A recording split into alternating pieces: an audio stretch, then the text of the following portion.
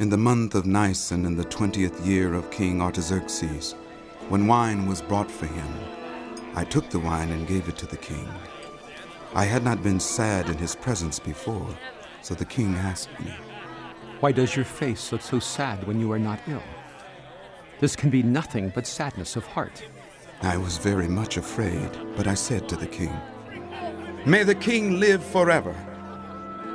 Why should my face not look sad when the city where my ancestors are buried lies in ruins, and its gates have been destroyed by fire?" The king said to me, "What is it you want?" Then I prayed to the God of heaven, and I answered the king, "If it pleases the king, and if your servant has found favor in his sight, let him send me to the city in Judah where my ancestors are buried, so that I can rebuild it." Then the king, with the queen sitting beside him, asked me, "How long will your journey take? And when will you get back?" It pleased the king to send me, so I set a time. I also said to him, "If it pleases the king, may I have letters to the governors of Trans-Euphrates, so that they will provide me safe conduct until I arrive in Judah? And may I have a letter to Asaph, keeper of the royal park, so he will give me timber to make beams for the gates of the citadel, by the temple, and for the city wall, and for the residence I will occupy."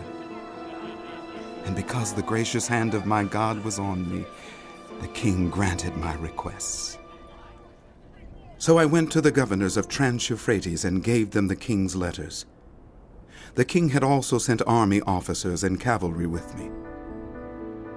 When Sanballat the Horonite and Tobiah the Ammonite official heard about this, they were very much disturbed that someone had come to promote the welfare of the Israelites.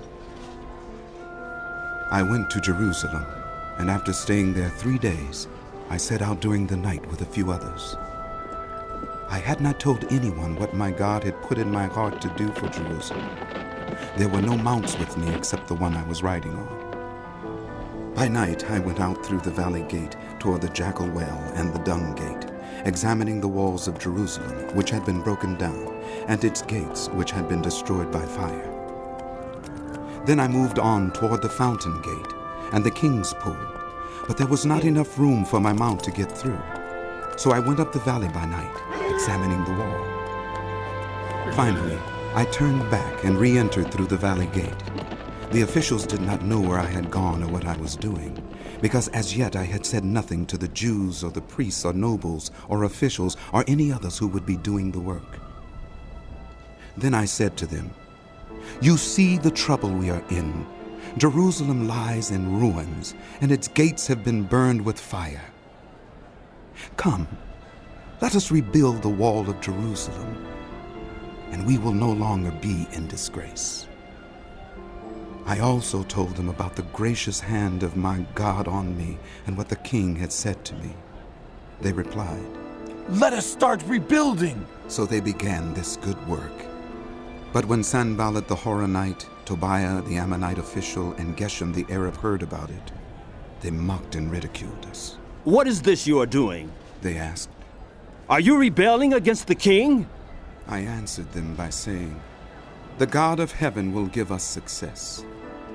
We, his servants, will start rebuilding, but as for you, you have no share in Jerusalem or any claim or historic right to it.